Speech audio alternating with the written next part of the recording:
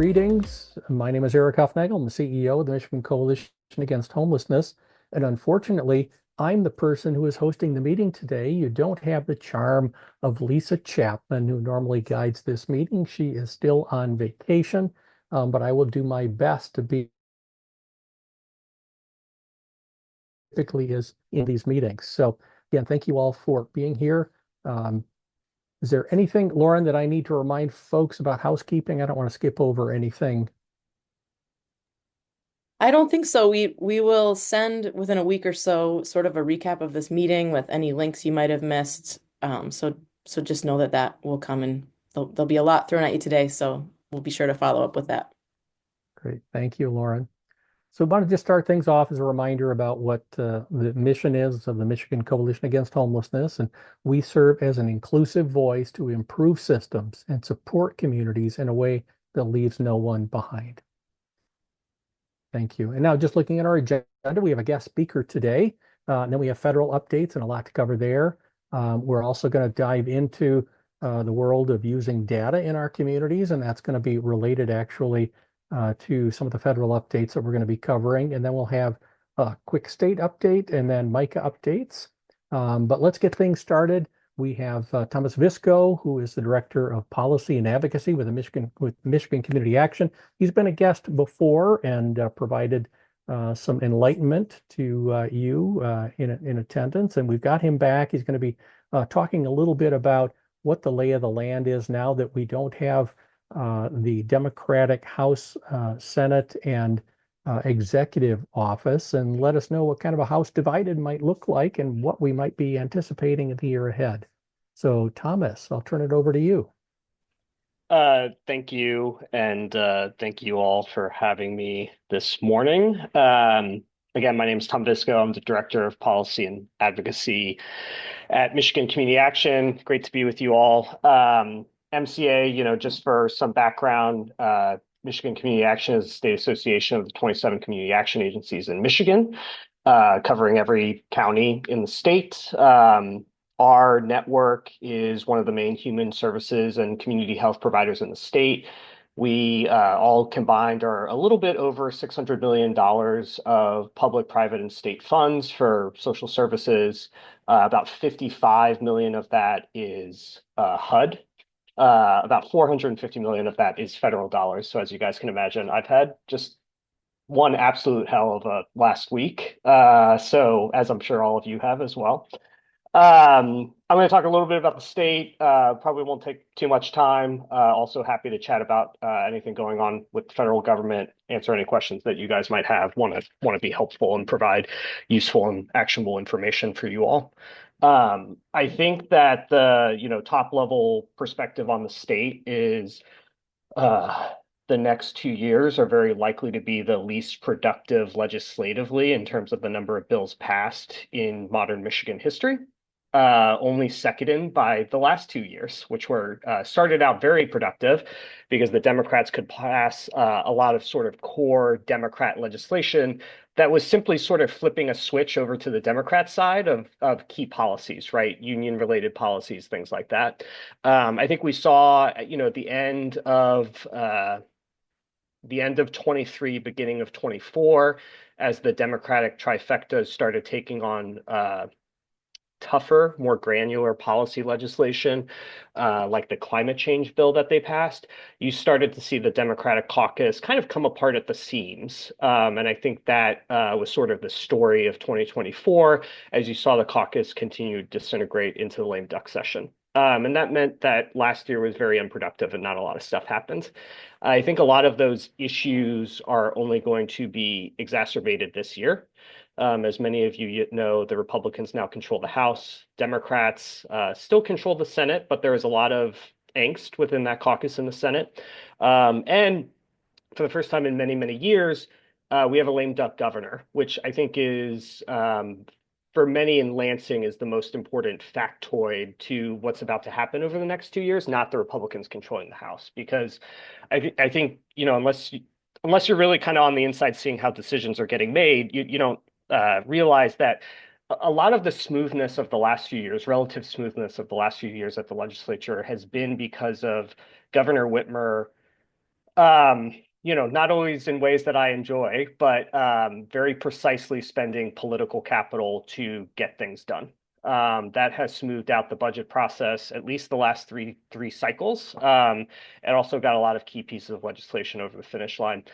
As we head into primary season for the governor's race, her relative power, relative to other stakeholders in the legislative process is going to decrease tremendously, especially as she begins to, start thinking about what her next gig's going to be. So we're sort of losing a main peer of the legislative process in Michigan in Governor Whitmer's power, and then have a divided capital between House Republicans and Senate Democrats. Couple of big issues that I would just identify you that are going to really decide how this year goes. Couple of main things are what's known as ESTA, which is tipped wage and paid sick leave ballot initiatives that passed a few years ago. The legislature has the opportunity to amend how those are going to work. That is currently the main sticking point policy-wise in the legislature, and I believe it will continue to be the main sticking point through at least March. Those ballot initiatives go into effect in mid-February. Senate Democrats, many of them would like to act to sort of lessen the harm to business that those ballot initiatives will do. Many Democrats do not want to act. So you really have a divided Democratic caucus, a lot of pressure from key stakeholders in the Democratic Union, especially in the Democratic coalition, especially unions, not to touch those. House Republicans are really on the offensive. They've got a lot of powerful stakeholders on their side, want to make changes. Remains to be seen what's going to happen to that. No policy legislation will pass. Nothing will happen until that question is settled. Later this month, I think actually maybe Wednesday of this week, I don't have my calendar in front of me, Governor Whitmer will roll out her executive recommendation for the budget, which will officially kick off budget season. Traditionally, the budget is done at the end of June so that the legislature can go on holiday for the summer, July and August. I do not expect that to happen this year. I think budget negotiations will be tense, and they will probably go up to and potentially past the September deadline. Could be very exciting. We could have a state government shutdown this year on top of the ongoing destruction of the federal government. So that would be a nice wrinkle to the year. I think the main sticking point with the state budget is road funding. Republicans really want to do something big on roads so that they can say that they've done something big on roads. There is a large budget surplus this year, so they do have money to spend. On top of that, there are both Democrats and Republicans in both chambers interested in undoing the governor's strategic outreach fund called SOAR, which is, all of the incentives used to build new factories in Michigan and stuff like that. That is politically dead at this point. That's a big chunk of the budget also that's potentially getting freed up. So the legislature, normally it's a good thing for them to have lots of money to play with. I do think ultimately the state probably doesn't shut down. A budget deal probably gets done only because that budget surplus exists. I think the governor will be the big loser coming out of this budget cycle because not only is she not going to be able to impact it too much because of the political capital decline I just described, but also she'll see one of her key programs, SOAR, go away. Another thing that where are we driving to? Yeah, I don't know. I mean, we're driving out of the state and moving away from here for the most part, generally speaking. So, I think a couple other things in terms of housing. I think the governor continues to make oblique policy around the housing space. I think, as many of you know, right, I think relative to past decades, have an energized MISHDA that is trying to impact the housing policy space in many ways. Ultimately, the state's really handcuffed in terms of housing. They're very happy to sort of nibble around the edges and do things like zoning reform and stuff like that. But as all of you know on this call, housing's really expensive.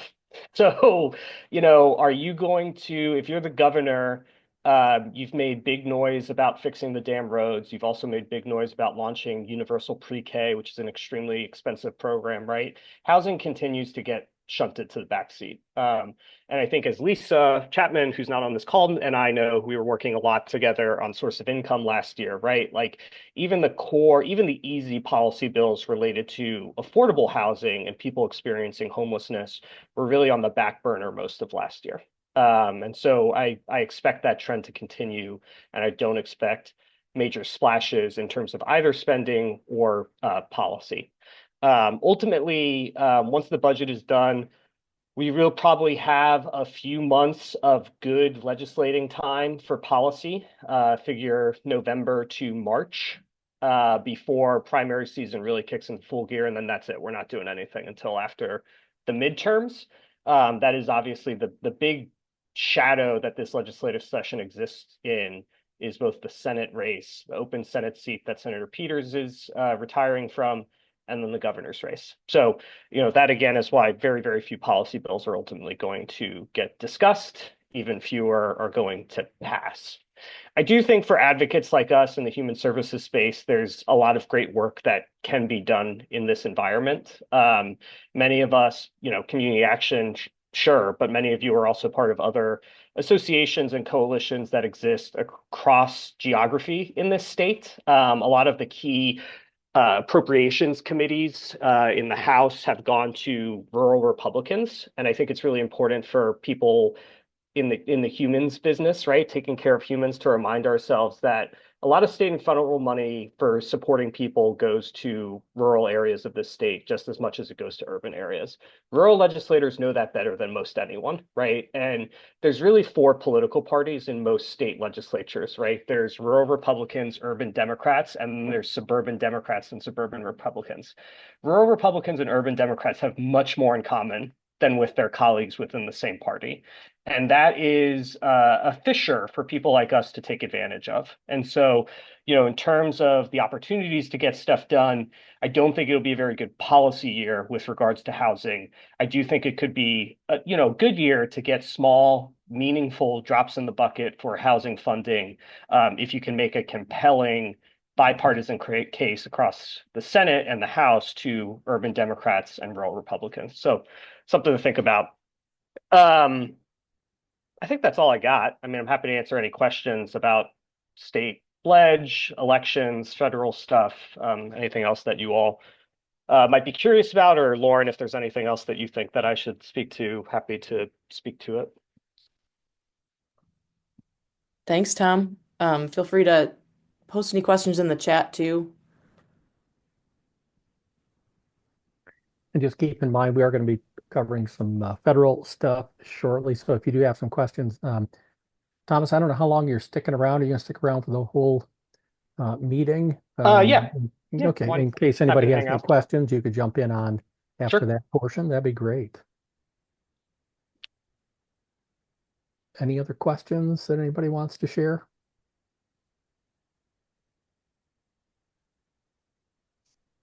I'm not seeing anything right now.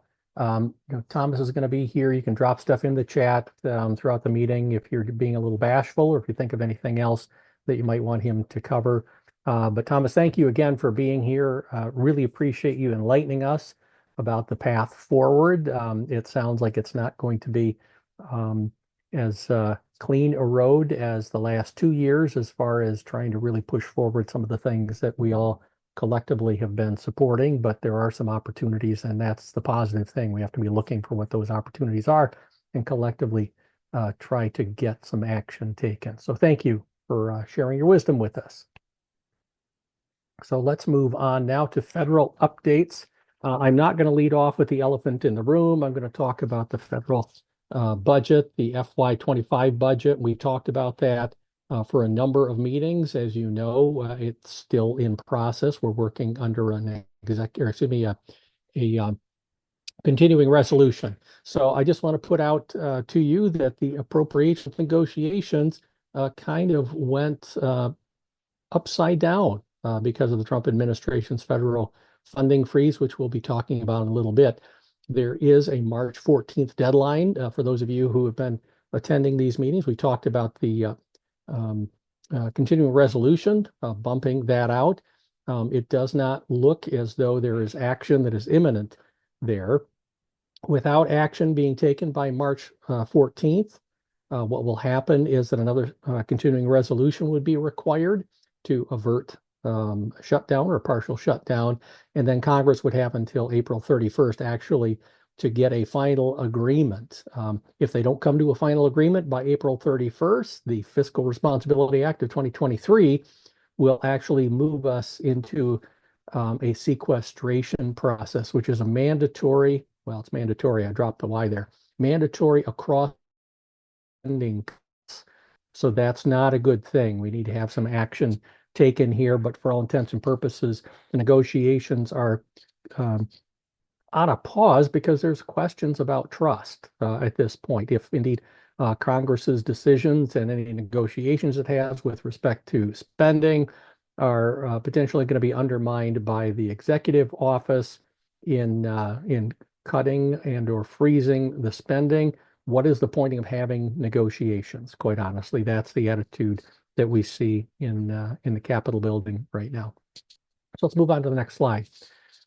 I thought I would do a little walk down memory lane for us. We talked about this at the last meeting, gave you some forecasting, some prognostication based on what we knew about the Trump administration in the past, what was said during the campaign, and then now I'm going to be adding an update on what is happening since the inauguration. I'm going to skip over some things, but I want to just put some things in front of you very quickly before we get into some of the meaty stuff.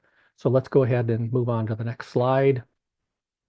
Great, thank you. So during the campaign, housing supply, talking about some things that would be done to make housing available, et cetera, et cetera. Next slide, please. And his record as the president, just want to, again, talk about some of the things that he had attempted to do. And I'm not going to go through all of these, but these are things that were, you can see a lot of rejected or unfinished. Rejected meaning that Congress pushed back on these things and action wasn't taken, but we're in a different world now than we were in those first 4 years. Next, please. Okay, so Project 2025, we talked about this at the last meeting, weakening fair housing laws, deepening cuts to housing investments, shifting programs into block grants, higher rents and work requirements for HUD residents, evicting mixed status immigrant households, ending ending housing first in homelessness programs, and then replacing new staff with political appointees. And that's a newer item that has not been on the administration's agenda in the past. Next slide, please. Okay, again, not going to go through all of this, but there are some differences now than there were back in 2016. I'll just point out one thing that I think is the most important, and that is the first, that the White House did not have a good grasp of how to get things done in their first couple of years. It took them a while to figure that out. They have come in hitting the ground running, knowing exactly what levers they needed to pull and actions that they wanted to take. And so they are moving very quickly on things. Next slide, please. So just reminding people about the party breakdown, Republicans and Democrats in the House of Representatives, that's very important. So just a 3-vote difference. Keep in mind that there are 2 open seats in Florida that have yet to have elections called. The governor has not scheduled any elections to replace 2 members of Congress who have taken positions within the administration. That may also change the balance of things if indeed that number draws closer together. So you have a little less wiggle room with respect to missing votes as far as one side or the other of the aisle. Next slide, please. Just a reminder, there are a lot of members of Congress who are new, and I just wanted to point out that we do have Tom Barrett and also Kristen McDonald-Rivet, who are new. I'm just putting this out there again. If they do represent your district where you are as an individual or your organization, please keep in mind we need to engage with both of them and make sure that we elevate the issues that we are advocating for. Next slide. Okay, now here's a development. I think this is important. The Secretary of Housing and Urban Development, Scott Turner, just giving you a little background on him.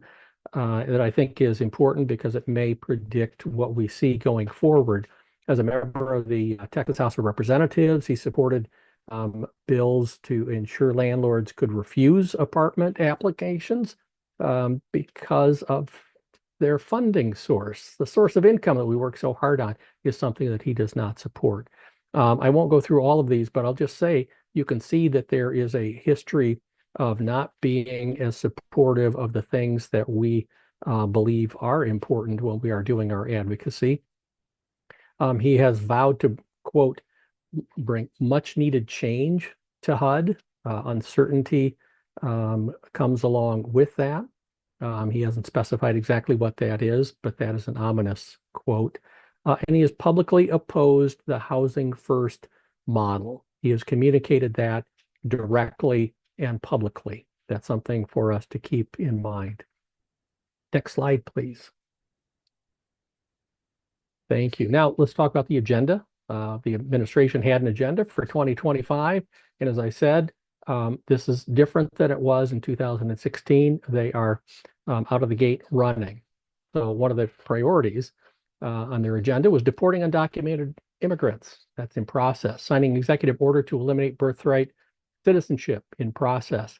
Reverse Biden policies on DEI, et cetera, in process. Fire DOJ special counsel and pardon January 6 convictions, complete. Reclassify federal career staff to be at will. That is still something that has not been touched on yet, but that is what we anticipate will be happening, as we talked about at the last month's meeting. And then imposing tariffs on foreign-made goods. That is in process.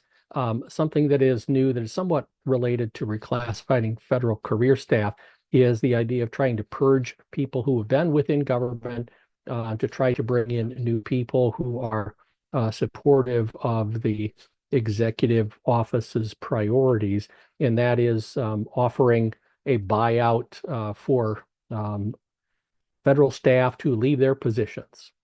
So we have seen that. The question is, well, will that actually have an impact? We do not know. Next slide, please. Okay, just want to touch on the appropriations for fiscal year 26. We are still trying to get an appropriation for fiscal year 2025, though we're 4 months into the fiscal year. And I'm not going to rehash this, but this is something that we'll be talking about as we move forward about the battle that we anticipate with respect to appropriations for the next year's funding. Next slide. Thank you. Now, the elephant has arrived in the room. Wanted to talk a little bit about the funding freeze memorandum. I hope that you have all heard about this, and this isn't going to be something new that's introduced to you, but the Office of Management and Budget did release a memorandum that was based on a directive through an executive order last Monday, ordering a pause in grants, loans, and other federal assistance pending a review by the administration. And that review, in essence, would be allowing the executive branch to determine whether or not that those funding, those programs being funded were consistent with the priorities of the White House. As you know, quick and enormous pressure from advocates. There were congressional champions pushing on this, and there was also legal action that was being pursued, and that is still in process. But at the national level, there were nonprofit organizations working on it, but then also 22 states and the District of Columbia's attorneys generals getting together for a legal challenge. The temporary restraining order was put in place through today. There is a hearing that may even be underway right now or early this afternoon, determine whether or not that would continue or whether or not that would be a restraining order that would be rescinded. That led to that temporary restraining order led to a rescission / recession of the memo. I use that terminology because that is what we have seen. There were mixed messages from the White House, and I think there's an important decision. A rescission is ending something. A recession, as was shared in a press conference with the communications director last week. Recession means you're putting it on pause, in essence. So there are indications that this was not a rescission, but is only a temporary action by the White House. With that said, the hearing is actually determining whether or not there's enough reason to believe that that would be the case and that there could still be damages done in the future to make that an extended temporary restraining order. So regardless of what those outcomes are, the legal challenges, the indications are that the Trump administration is going to continue pursuing policies that are going to withhold congressionally approved funding for various programs, and that while the OMB memo was rescinded, freezing funding related to DEI, foreign aid, immigration assistance, and clean energy projects will continue. Those are the comments that are being made at this point, and so we believe that there is an intent basically to undermine the appropriations authority vested in Congress. That remains to be seen. So stay awake, be vigilant. There may be more bumpy roads ahead. Next slide, please. So I wanted to talk a little bit about some of the tactics here. And this is something that is somewhat generic, but I want you to just be aware of these things. We talked about them at the last meeting. Strong need to collaborate and act in unison. We need to have a collective voice going forward, which means that we all need to stay aware of what's happening and communicate with each other and work together wherever we can with our messaging and bringing our voice in advocacy. Block bad things from happening or delay them until later, giving us an opportunity to kind of fight things off and have some change, mitigate harm. And this is important, documenting and showing the impact on people and communities with respect to this action. It gets us thinking in terms of what will happen to the people that we are serving. We need to be thinking about it, and we need to be documenting that to be able to make the case with our elected officials. Very important here. We have to continue looking for opportunities for positive things to happen and developing champions. We just say we need to fight back on the things that we know will have an extremely negative impact in our communities. And that includes fighting back on criminalization and putative actions, et cetera, et cetera. Next slide. Now I'm going to cover some things that are important from the standpoint of taking action. Some of you, well, hopefully a larger number of you actually participated in reaching out to your members of Congress. We sent communication out last week.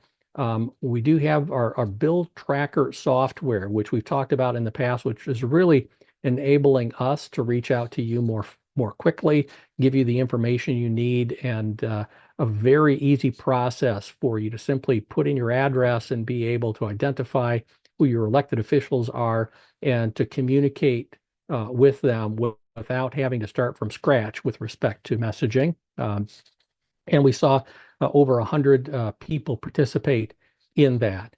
Keeping in mind that there were a number of national organizations that also were creating those opportunities and calls to action, and there were tens of thousands of people that participated in those between the multiple organizations we're aware of at the national level. But over 100 people for the first time out for us trying to utilize this is a pretty good response, and we will be sending more of this out in the future, asking you to engage in this conversation about the spending freeze, but also as we start working through discussions about the budget to give you the tools to be able to take action and use your voice. And I say that because we need to be loud. We need to be taking action, not just as ourselves, those of you who are here on this call, but you need to reach out to your extended networks and have them also participate in this. So we want to talk about the budget for fiscal year 2025 yet. We also need to be planting the seeds about the budget for fiscal year 2026. So we're not singularly focused on the remainder of this year. And we need to talk about those policies that we see that are having an adverse impact on the people that we serve beyond the funding issues that we're talking about here. Next slide, please. Okay, so again, just a reminder of how you can get engaged. Next slide, please. Oh, well, that's not right. Let's go to the next slide. Okay, I don't know what happened to that slide. Let's go ahead and skip over that. Let me just say that we are going to be putting out additional guidance for agencies specifically to think in terms of how they need to be addressing this issue with respect to the attack on funding through the funding freeze. Please anticipate seeing more information from us in the near future. We're gathering other organizations with respect to some recommendations that are being made from national organizations. And I also want to mention that within the state, we are at the table talking with different partners being convened specifically to talk about the impact of the funding freeze. And again, kicking around the ideas of what are the actions that agencies need to take to help protect themselves in these volatile times. And we'll continue to get that information out to you as we have that more fully developed. And in Last, the chat, oh, Eric, I yeah. apologize for No, interrupting. go ahead. You may not be able to see it. Yeah. Lauren dropped a link in the chat of an email communication we sent out Thursday that summarizes the slide that was a little garbled, but it's about what you can do as an agency for staff and the folks that you support, financial steps, things like that. And that is, if you don't get our email, we shared it there so you could see that same list. Thank you for jumping in on that, Amy. I appreciate you sharing that. So lastly, I just want to put a reminder out again that there are opportunities for federal advocacy to take place that can be in-person work. The National Low Income Housing Coalition is sponsoring its annual Housing Policy Forum. The last day of that, the 27th, is actually Capitol Hill Day. We will be there with a number of other people from the state of Michigan. You do not need to attend the forum to be eligible to participate in the Capitol Hill Day events.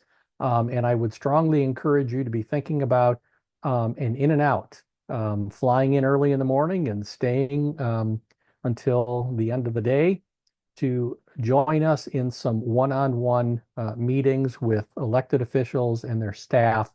It's going to be very important for us to be communicating out the impacts on our communities of some of the appropriation battles that we will be facing moving forward. So please keep that in mind. We can send information to you. Oh, there it is. Thank you, Lauren. You're on the ball and have shared the link to that. Okay, so let us move on. I'm trying to remember if we're jumping into the state stuff. There we go. So Lauren is going to be taking over for Lisa because she is not here today. So Lauren, why don't you go ahead and give us a quick overview of what's happening at the state level? Thanks, Eric. And Amy, you can go to the next slide. We heard a lot from Thomas, just sort of giving a lay of the land, but I just wanted to mention a couple things. Source of income protections were signed by the governor, and their effective date is April 2nd. So that's when you can expect that legislation to take effect. We know that some different entities around the state are working on some materials that they'll be circulating that can support tenants, service providers, as well as landlords with implementation, kind of helping tenants understand their rights and helping landlords understand the issue in a supportive way. So we will do our best to circulate those as they start to show up. And then sort of just like Thomas mentioned, committee assignments are still happening. Micah will share updates as they happen, as new bills are introduced. Eric mentioned our legislative tracker. We'll be promoting that soon. And that has a lot of functionality that we know you all will be able to take advantage of in tracking legislation as it's being introduced at the state level. These are different ways to advocate, engaging with legislators. We'll talk a little bit more about our Advocacy Day coming up in April. We do have a meeting every other Thursday, the Coalition for Expanding Housing Access, that dives a little bit deeper into what might be happening at the state level. So feel free to reach out to me or Lisa in order to join that. Following the great national sources we've mentioned, our local sources, MLive, Bridge Michigan, and then continuing to attend webinars. I know this past week that jumping on calls with a lot of people who are experiencing the same thing has been really helpful and really informative. So keep that up. All right, next slide, Amy. And then we just wanted to share, we'll be promoting these as well, but thank you to anyone who took our survey. or who gave input as we have been formulating our 2025 policy priorities. This is our list, and we'll have a little bit more detail with this, but just really appreciate everyone's input, and hopefully these reflect some community voice. So I'm going to toss it back to Eric, who's going to introduce Jerry. Great. Thank you, Lauren, for covering that. We're going to shift a little bit. I referenced earlier the importance of talking about what the impact is in our communities with respect to some of the actions that are taken at the federal level, as well as the state level. But at this point, we're really talking about what's happening at the federal level. And so Jerry Leslie, who is MICA's Director of Data Initiatives, is with us today. He's going to give kind of an overview of some of the things for you to be thinking about that are important when you look at the data that you have as an agency or as a community and how you want to be presenting that and communicating those messages out. So Jerry, why don't you take it from here?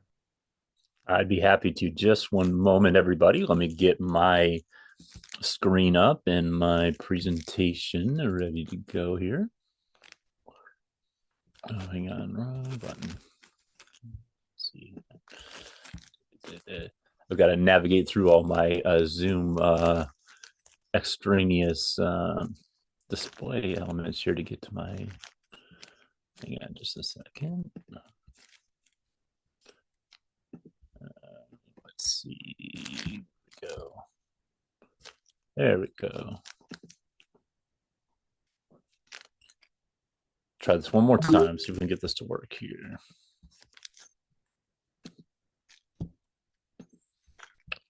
There we go. Okay. Having some technical difficulties here this morning, but good, or this afternoon, all good afternoon, everybody. And I want to talk briefly. First of all, Eric, can you hear me? And can you see the presentation okay? Yep. Can hear you and see. Good. Okay, so I wanted to talk with you this afternoon about using data in a period of uncertainty. So I don't think, let's see, we go. It is any surprise to anybody, of course, in this call that we are entering a period of federal uncertainty. I know it's overused oftentimes to use the word unprecedented levels of federal uncertainty, but I think that this would be an appropriate time to use that. And we know that there are going to be a variety of challenges to homeless services across both the state of Michigan and the nation. And I want to say, with that said, I think it's more important than ever to make sure that what we're doing in our places of advocacy is something that's at the front of our minds, because convincing legislators and elected officials of the critical nature of our work is so imperative so we can continue helping those at risk of or experiencing homelessness. And again, we know that we're in an environment where currently, the administration has signaled that they plan on doing massive cuts to a variety of federal agencies. And we do know, as Eric presented in his presentation, that one of those agencies where there are proposed cuts to is going to be HUD. And that's something that we need to keep our eyes on. But I want to really focus this afternoon on what we can do from our own perspective, from an advocacy perspective, to continue to push forward the importance of the work that we do in helping those experiencing homelessness. And so one of the ways we do this is to keep data constantly in front of us. And I know that there are some on this call who are really committed, and you have been committed to doing a lot of work with data and taking that information to drive forward your advocacy work. If you're doing that, one thing I want to stress is please continue to do that and doing the good work that you're doing there, because that is critical. However, if you are not in a place where you're currently looking at data on a regular basis, or part of your COC or a agency where data is something that is a regular part of what you're looking at, I really want to encourage you to begin using that information to understand better what is happening with the services that we're offering, particularly in situations where, as we begin to see policies change, or as we begin to see unilateral action that leads to cutting of budgets or limitation of funds, one thing that we need to do critically is keep our eyes on the impact of those funding changes by looking at multiple snapshots of data to demonstrate how and when policy changes begin affecting actual people. So what that means is you're constantly looking at data. And if there is a policy change that comes from either the administration or, of course, from Congress, from anywhere in the federal government, you want to be on top of looking at information to see how those policy changes either positively or negatively impact the work that we do in preventing and ending homelessness. So many of you, if you've heard me talk before, you've heard me talk about this at length because this is a point that I constantly stress. But there are really 4 key data points that I want to encourage everybody to look at. Number one, I want you to make sure you simplify the information you're looking at. You don't need to be looking at a wide range of information. If you can, if you have the capacity to do that, I want to encourage you to do that. But if your capacity is fairly limited and you only have the ability to look at limited information, I want to encourage you to look at what we call the 4 key outcomes that explain what is happening with homelessness within your community. So outcome number 1 is going to be looking at the total number of persons over a time period who are experiencing homelessness. And we look at that from the entire year. So if anybody experienced homelessness at any point of the year, they're obviously going to be included in that. So we want to get a total snapshot of all the people who've had homeless experiences or homeless episodes within the course of the year. The second thing I want to encourage you to look at is the average length of time the people who are experiencing homelessness, how long they're homeless for. So this is going to look at how long they're in things like emergency shelter or transitional housing or unsheltered environments before they get into some form of housing and they're able to stabilize in that environment. The third thing that I want you to look at is going to be discharges to permanent housing destinations. Now, this tells us a lot because if you look at discharges from different program types, you're going to see different levels of positive exits to permanent destinations. One of the things that we know is as you move up from shelter and transitional housing into programs such as rapid rehousing and permanent supportive housing, we know that there is a dramatic improvement for people who are leaving, let's say, rapid rehousing or leaving permanent supportive housing and exiting to other permanent destinations, which indicates the fact that those housing solutions really help to stabilize individuals who are experiencing homelessness. One fact I want to tell you right now is that for people who are in permanent supportive housing, traditionally, if you look at the data for people in PSH, over the course of the year, they either stay in a PSH program or they exit the PSH program to another permanent destination at a rate of about or above 90%. Now, and I'm just going to say this, these are not final numbers, these are draft numbers. But we were looking at the retention of and the discharge to permanent housing destinations from people in PSH for the calendar year 2024. Many people know we just released the 2023 report, but the calendar year 2024, our initial look at data is indicating that across the state, those who retain housing from PSH or exit to permanent supportive or exit from permanent supportive housing to permanent housing, we are running at from 2014 96%, which is the highest percentage and the most successful percentage I can tell you I have ever seen in my time working with the state of Michigan. And I've been working with the homeless HMIS system for the better part of 18 years now. This by far is the best outcome we've ever seen, and that is really a positive thing. That is wonderful to see that our programs are making a difference. And then the fourth thing is the returns to homelessness. So if people are exiting to homeless or exiting to permanent destinations, we're asking the question, are they returning within a period of 2 years to homelessness again? And that's going to be an indicator of whether or not the solution that we implemented has successfully stabilized the individual, or if they're exiting into a situation where there's still instability for that individual, leading to potentially future episodes of homelessness. So I want to put out a couple key pieces of advice. These 3 things are pretty important that I want to encourage you to do. Point number 1 is to run your data regularly.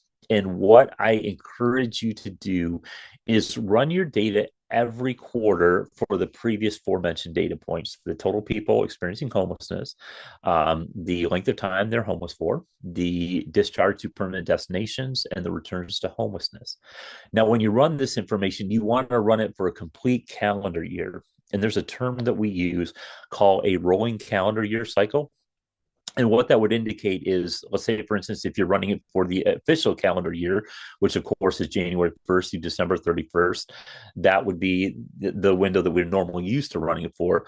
But on a rolling calendar year, what you do is you would then, the next cycle of data you would run for would be April 1st to March 31st. The following cycle would be July 1st to June 30th. And then, of course, the final one, which aligns with the HUD fiscal year, as many of you may be aware, is going to be October 1st to September 30th. So running for full year periods on that rolling cycle is a way to have, number one, it's going to minimize their natural ebbs and flows in data as you look throughout the year. So for instance, we know that in winter, shelters tend to be more full of people staying in those shelters than oftentimes in summer.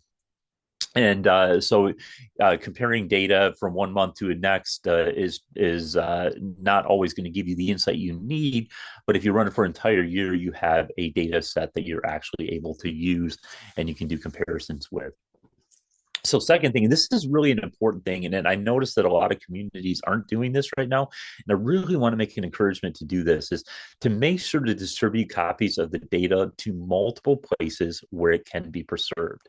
So ensure that your data is not siloed in one organization or with one person where it's easier to lose or misplace it. Make sure it's part of a larger record retention process where it can be certain to be available to you or to your COC in your community in the future. We've worked with a number of communities in the last couple of years where we've asked, do you have the information on this or do you have the information on that? And those communities cannot locate it. They don't have the historic records for it. And we want to really encourage you to make sure you're creating space to protect that information so you're going to have it in perpetuity moving forward for your communities. And the third point is to memorize key data points in your set so you can use them for advocacy. One of the big challenges is if you walk into a meeting with somebody, or even, and I get this all the time, I'll have people ask me questions about things, and there are times where they'll ask me some fairly obscure questions where I may not have that data right on the top of my head there to recite. But when it comes to some of the big things, what I try to do is I try to memorize those things, and so when I get questions asked to me, I can go back and say, this is what the data tells us. These are our statistics. And this is, for example, what we're seeing in the calendar year 2023 in the state of Michigan. When you're able to do that, you can back up some of the proposals you're making with actual facts from information from your data that you've collected. And that really tends to bring a lot more credibility to what you are saying to the people you are working with.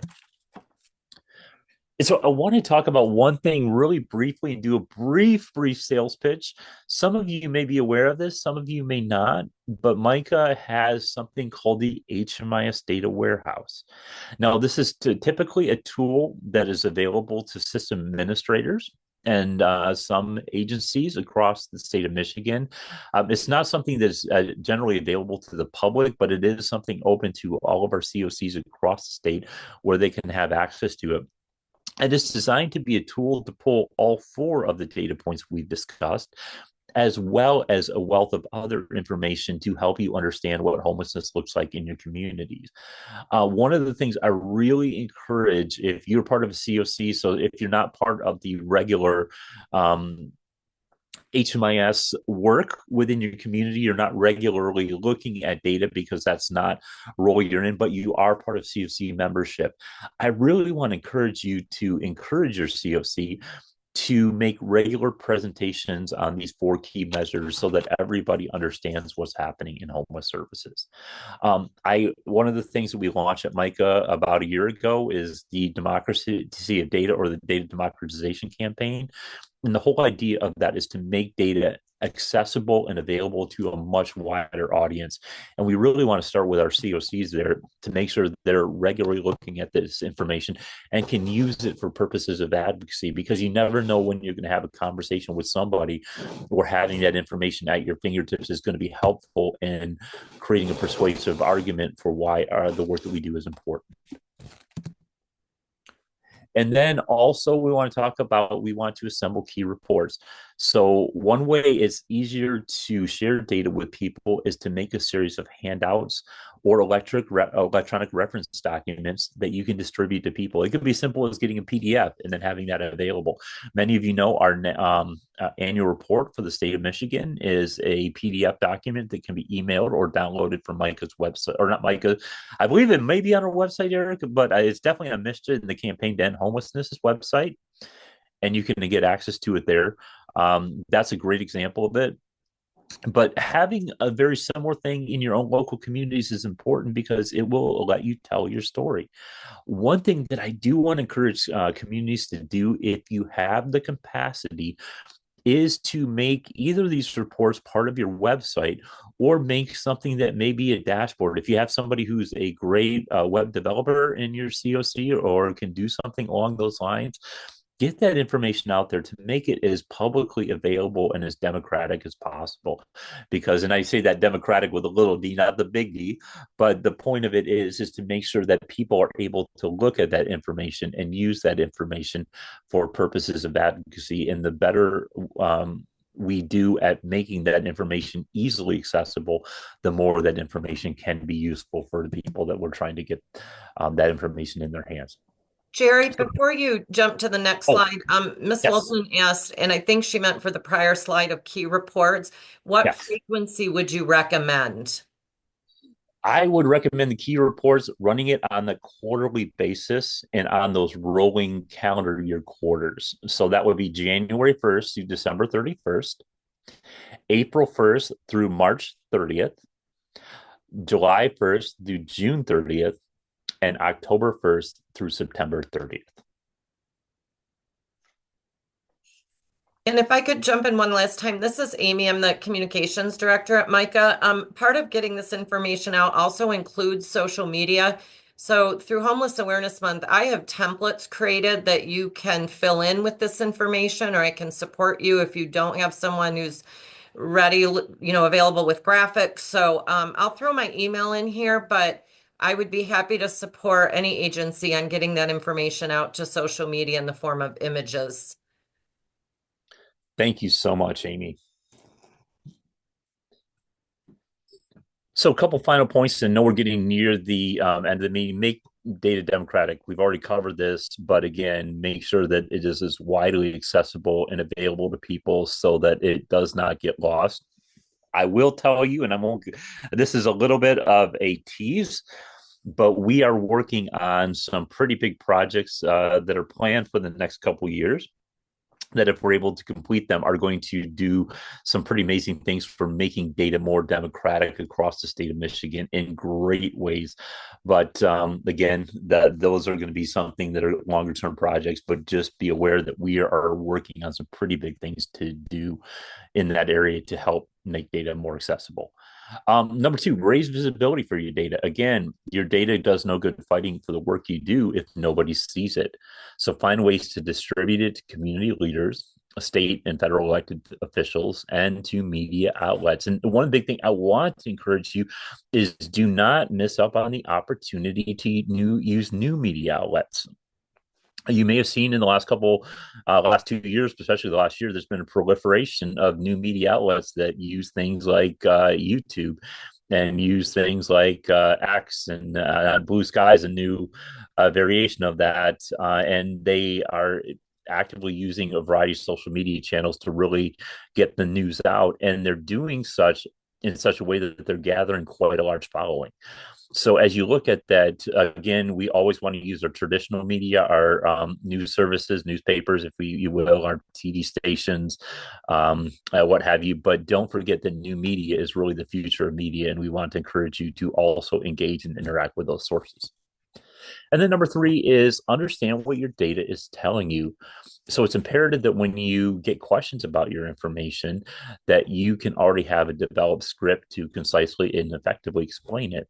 So make sure that multiple champions in your community can also use this information with the same understanding to explain its context. And the last slide right here, just my contact information, Director of Data Initiatives at MICA. And if you would like to reach out and contact me, please feel free. I am always willing to have conversations about how you can better use your information in your advocacy work to further our goals of preventing and ending homelessness across Michigan. Jerry, there was a question from Max in the chat. Do you have any good resources that will help with data visualizing?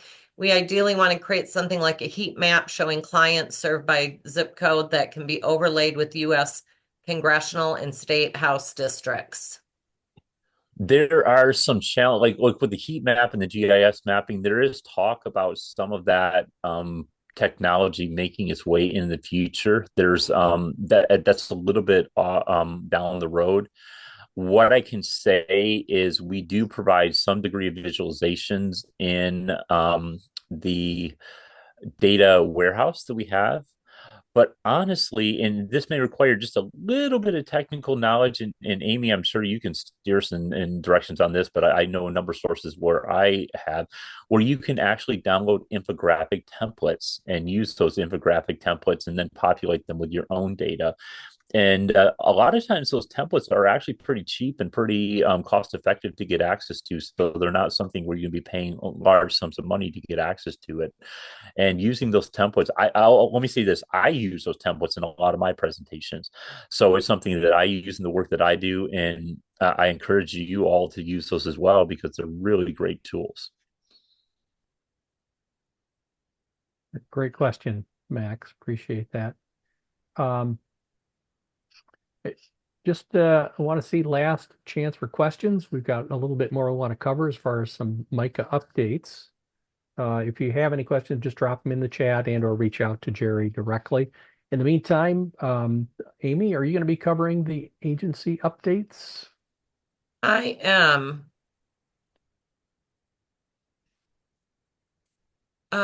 And don't let this portion of the programming in the 3 minutes we have left stop you from either asking questions in the chat. We covered a lot.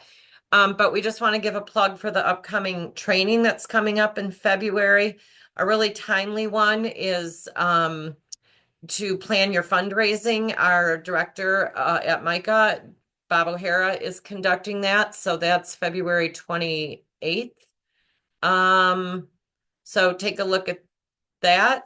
I don't know that that time is right, but anyway, it's on our training blog as well. But that one's coming up, and then we have 2 paid trainings that are both remote, and we do now have credits available, CEs, for the majority of these trainings.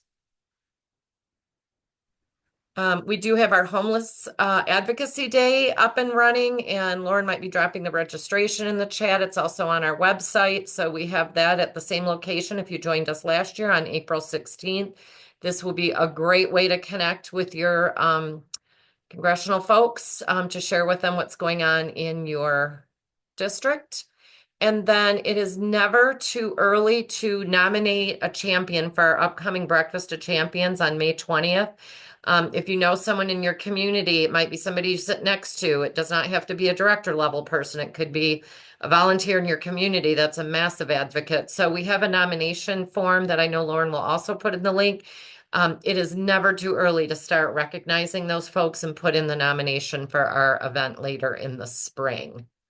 There's other categories besides advocates, so please take a look at that. And thanks, Lauren, for dropping all those links in the chat. No problem. And just a quick reminder, I see a lot of people asking for the slide deck. We'll get that out. Look for an email that says LAC recap. It'll have all of this info, the recording, and all the slide decks. Great. Thank you for covering that. So this is where you come in. We have covered a lot of ground. It's 12:59, but we're going to stick around as long as you have things to say, things to share, etc. So is there anything that anybody has that they want to share about what's happening as far as advocacy at the local level in your community, or any concerns that are being raised, anything having to do with the funding freeze, etc., that you'd like to put out there, have any conversation about, and or have questions about, we are here to chat.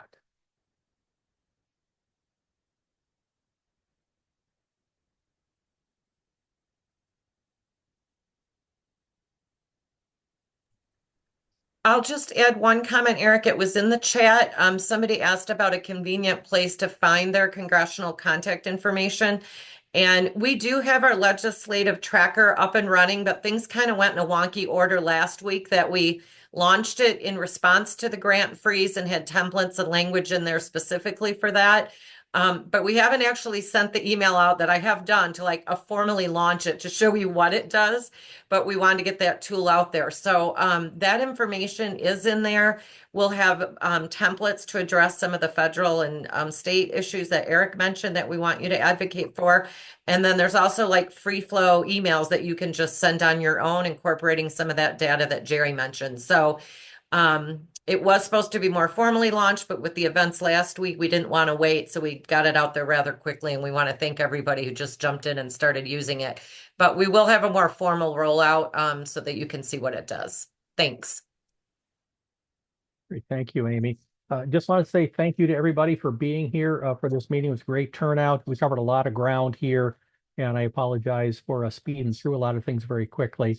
There are a lot of things that are happening and that are evolving with respect to the federal funding freeze that had occurred. We will stay on top of it, and we will be providing information to you as it comes available. As I mentioned before, we're going to have some basically frequently asked questions type of documents for you that will also include some guidance about some things for you to be thinking about to help mitigate some of the risks associated with a funding cut going forward. With that also, I am really strongly encouraging you to be engaged with this advocacy. This is the only way that we're going to be able to address some of the issues that we see on the horizon with respect to some of the federal policies that are being pursued. We need to have your voice. I'm a broken record here, but folks, we need you to do this. Love the response that we had from our call to action last week, and we really want to build on that with our new software to be able to get our messaging out there. Please pass this along to others as well when you see it. I don't see any other questions, so we are at 1:02. I am going to wrap this meeting up. We look forward to seeing you in a month, but please watch your inbox for new things coming out, and feel free to reach out to us if you encounter anything at the local level or anything you want to share with us that you think would be helpful as we're putting materials together to help guide other folks in other communities. Please reach out. Till then, you take care. We'll talk to you soon.